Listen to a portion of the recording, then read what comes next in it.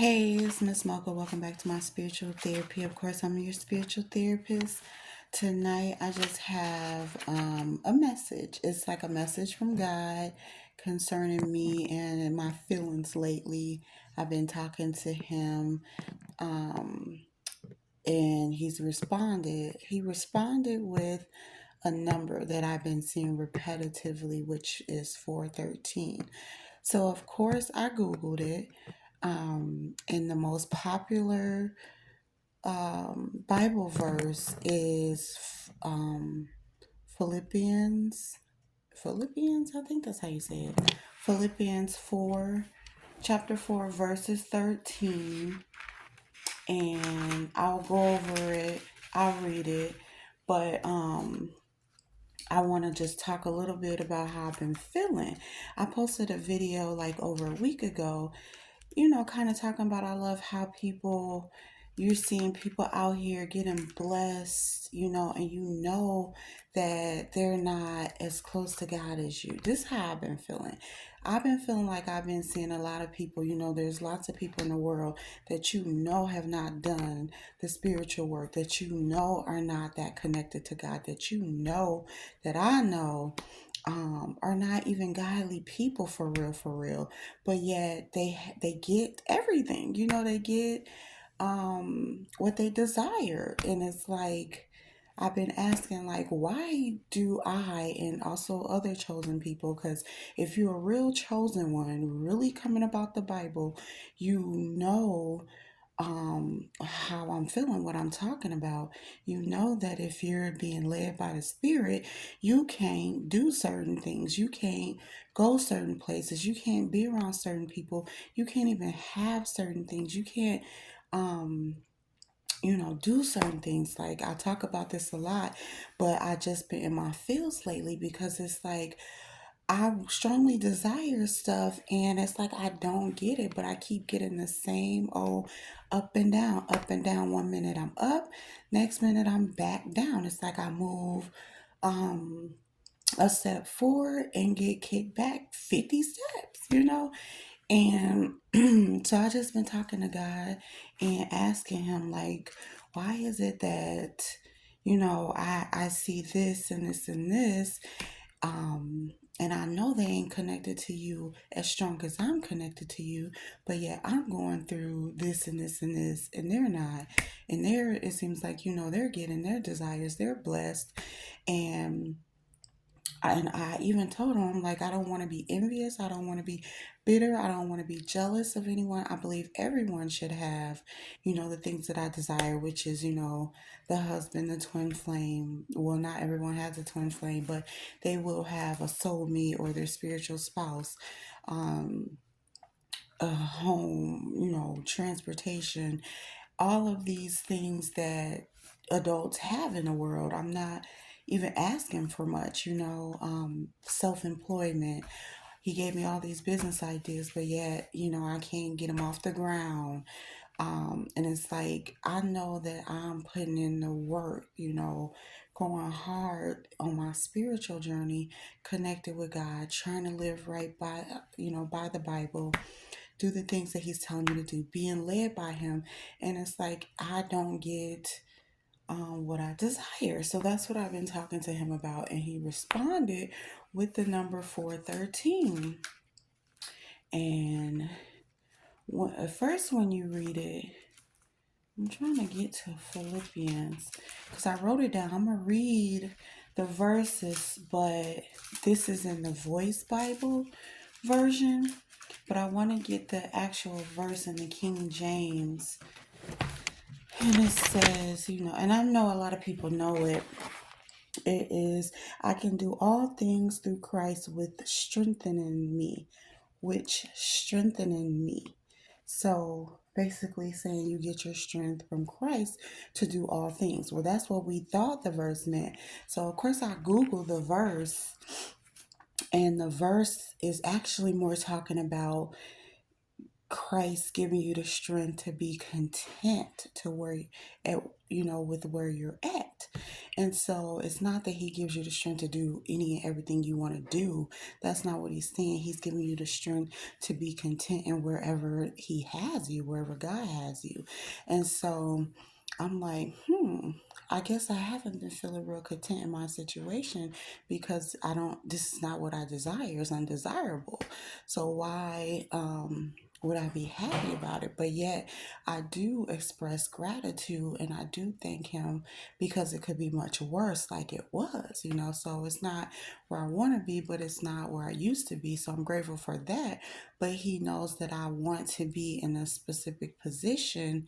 Um, Yet I'm not there, and it just feels like it's a struggle. Everything is a struggle when you're being led by God. You don't get to just get up, do what you want, go where you want, say what you want, be how you want. You have to really live how he wants you to live. So he'll do things like, for instance, working. Everybody works, self-employment, their own professions, regular jobs or whatever. Chosen people can't do that. We have to be led by God. If he lets us work, we can work. If not, we can't. And so if we're out of work, which that's me, then we don't have finances. And so it's like I see all these people, they could just go freely in the grocery store, buy whatever they want, credit cards or whatever. And I'm over here counting pennies and, coins and stretching dollars and doing it alone and all that. So that's where I come in. It's like, if I'm so chosen and so anointed and, your child, God, why do I have to go through such a struggle, for no reason when I'm doing everything right? So that's kind of the type of things that I've been discussing with him. And it comes down to what these verses say. So I read Philippians 4, verses 10 through 20, and it kind of gives you a breakdown. This is Paul talking to the Philippians, the church, and he's talking to them about being content basically, and it's about him. So I'm just going to read it. I feel like this is the answer to how I've been feeling, how God is saying that I need to learn to be more content where he has me. Of course it is going to get better, but I just have to be, you have to die to yourself basically. And my lesson is that even though on the spiritual journey, I'm trying to live right by the Bible, I'm still learning, and I need to learn how to be content where he has me, no matter what it looks like. Even though I don't like it and it's not desirable and we suffering a lot, I still need to be content with where I'm at. And so that's what I got from these verses. So I'll read. This is the Voice Bible version. I picked this one because it helps break it down better to understand exactly what he's saying. So, verse 10 starts by saying, I can hardly contain my joy in the Lord when I realize you have started to show your care for me once again. So, this is Paul talking to the church of Philippians church, and he's happy with them because they were helping him. So it says, since you have not had the opportunity to show how much you cared until now, I want you to know how it touched me. I am not saying this because I am in need. I have learned to be content in whatever circumstances. I know how to survive in tight situations, and I know how to enjoy having plenty. And so I can get that. I can see how God putting me in these tight situations to get me to learn how to survive. I guess I'm just feeling like I've never had plenty. So it's like, how do I know how to enjoy it if I never had it? But then he goes on to say, in fact, I've learned how to face any circumstances, fed or hungry, with or without. So there, I kind of felt like, okay, I know I've been fed. I know we've had plenty of food at one point, and I know we went hungry, for days at one point, and we've been with things, material things, been with food, been with houses, and we've been without food, we've been without houses. So um, I can relate to that. That's the plenty that he's talking about. It doesn't necessarily have to be like abundance and riches, but he's saying, learn how to face any circumstance, be content whether you got food or whether you don't, whether you got things or whether you don't. So I'm like, okay. And then verse 13 says, I can be content in any and every situation through the anointed one who is my power and strength. So that's just saying again that Jesus will help you be content in every circumstance, in every situation. You just have to desire Him more than you're desiring those things. So that's the lesson that He is getting me to learn, even though it looks like, I thought I was desiring Him the most, putting Him first, seeking Him first. Um, and even repeating back, I know you said, seek you first, your kingdom, righteousness, all these things will be added. To delight myself in you, and I'll get the desires of my heart. So, but I was on a fine line of praying without ceasing, desiring these things, and having a strong desire, which is coveting. And so, verse 14 says, nevertheless, it was admirable of you to participate in my affliction. So he's telling them, he's pleased with them helping him, even though he wasn't asking for it, but he still got the help. And so I remember I did a video just not too long ago where I'm like, when we didn't have no food, the government shut down, we didn't have the food support, I'm being out of work, there's no money coming in. And it's like the little child support that I do get isn't enough to, do anything with. And so it's like, what am I going to do, Lord? And then He made a way. And so I just lost my train of thought where I was going with that. But yeah, he was started out without any help, and then he ended up getting help. And I guess the message in this, well, I know the message in this is to be content in whatever circumstance. Even if you don't got the help, you will get it. And so don't be worrying about what other people have, or trying to compare yourself, or looking at other people and seeing why you don't got it. Because the definition of coveting is to greatly desire something that you lack, especially something that belongs to someone else. So it's like a form of envy. And it is one of the 10 Commandments not to lust after or want your neighbor's house or wife or whatever. And not to say that's, I wanted somebody else's, husband or home or car or job or business, but I wanted my own. And so I'm like, how is it that me and my kids have to go through such a hard time, such a hard battle, and get such poor, fathers for them? And it's like, um, I haven't done wrong. Of course, everyone sins, and I've done my share of sin and still do without. And that's why I be asking God, like, show me where my faults are, show me where I lack, show me any sins that I need to know um, that I'm not even aware of. And this is He's bringing it out. And so it's like I don't wish to have other people's stuff, but I wish to have stuff like other people, if that makes sense. Like sometimes it's hard to even want to be on this journey. It's like you don't even want to do it no more because you can't have the regular life. You can't just go out and date a man and that man be the one, and you get married, have children. For chosen people, it doesn't work. Or you can't just date anyone. You have a specific spouse that God has ordained for you, or chosen for you, picked for you. And it's not like you can even get that spouse right now. You have to wait and go through ups and downs, obstacles, grow, learn. And so it's hard. And that's not even just a spouse, it's everything. And they say, oh, nothing comes easy, life is hard. And that is true. But for chosen ones, it's like 100 times as hard.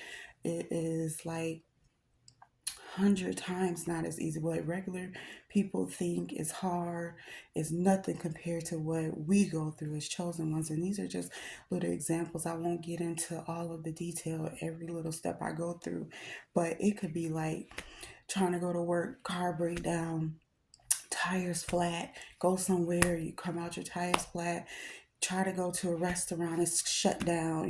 It's always a million obstacles in the way of what you're trying to do, even though you're not doing anything wrong, or you're not sinning, or you're not doing bad things. You're just trying to go do normal things, and you got all these obstacles put in front of you because you have to be on God's time, not your own. You can't just get up and go do what you want to do. You have to ask God first, wait on Him, see what He wants you to do, and be led by Him.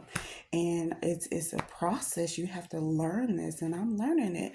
And so I'm putting this video out because I know that there's others like me that are learning it too, are going to need to learn it when they come to this point in their journey where you have to truly die to yourself. And so, even though you're not like lusting after, or don't feel like you're lusting over what your neighbor has or what someone else has, just to even desire something that you feel like is the norm for people in America or whatever, that's still coveting. And so, God wants me to stop that, wants me to just not let go of my desires. I think what He's trying to say is back off. Like, don't strongly desire to the point that you're obsessed. And that's where I'm at, to the point that I'm obsessed. I'm obsessed with a better life and a better situation. And I'm obsessed with the marriage, the home, the good life, the children, because me and my kids never had it. And so I can admit that I am obsessed. I'm obsessed with actually meeting the right guy who's going to love us and take care of us, I'm obsessed with wanting to love and take care of my husband and my home and my kids and stuff. And so he's just trying to teach me to tone it down so I won't covet or lust after it. Okay, so I'm gonna keep going with the verses 15 through 20. But before I get to 15 through 20 verses, there was a note in the Voice Bible version that says, true contentment is the result of a heart committed to the risen Lord. Think of all the sins, pain, and brokenness that come from coveting.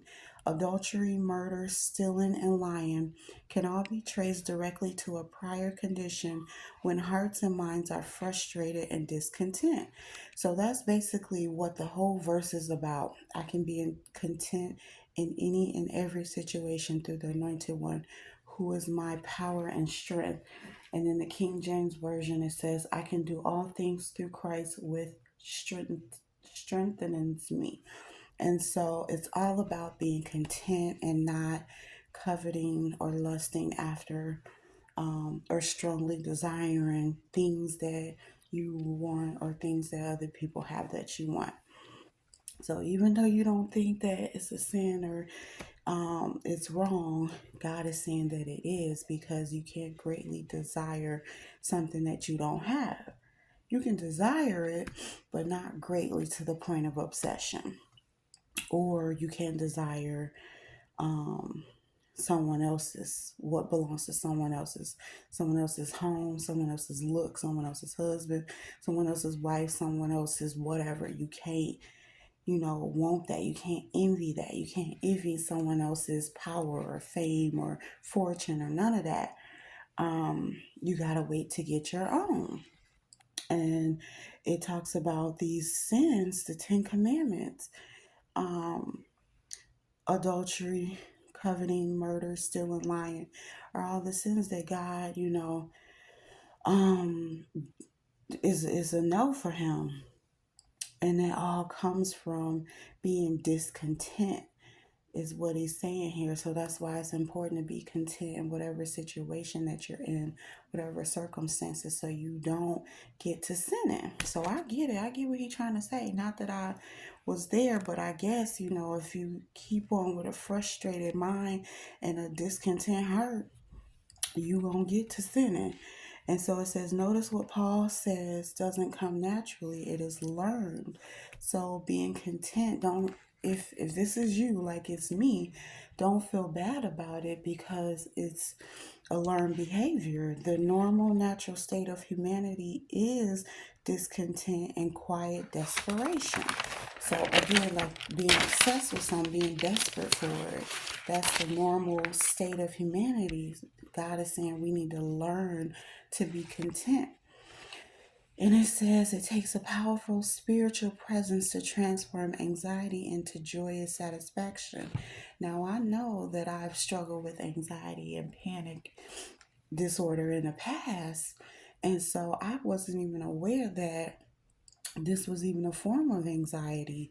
Um, Always wanting, wake up every day wanting this husband, wanting this life that I don't have yet. And I didn't know that was considered coveting or anxiety.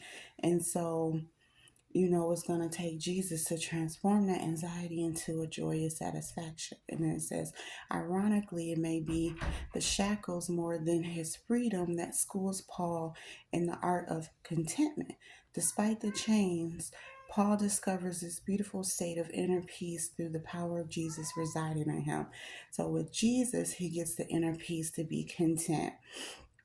And that's through his um, where it says the shackles and the chains. So that's through the moments where he's down, through the moments where he's struggling and going through the hardships is where he got the inner peace from Jesus. Okay, so I'll just finish off verses 15 through 20. And then so he's talking to the church again, and he's saying, you remember Philippians at the beginning of my gospel journey after I left Macedonia. No church offered me the assistance I needed to do the Lord's work except you alone. So another, again, that relates to me because I also posted the videos talking about how I didn't get help. No one would help me. Why is it? And I came to the conclusion that God is the help and that he will send it when he's ready, to send it.